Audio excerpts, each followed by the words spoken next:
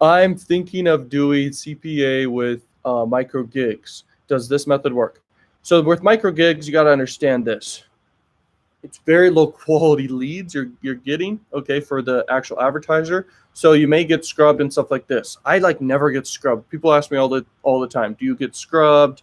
No. Okay, or shaved?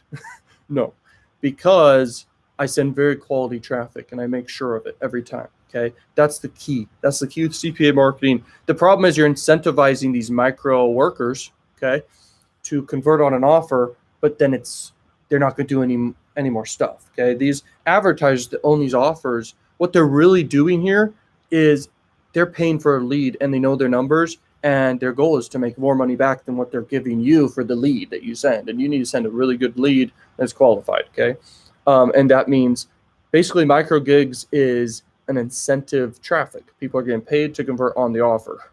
And what that means is it's very low quality. That's what that means. And by the way, most offers even say no incentivized traffic.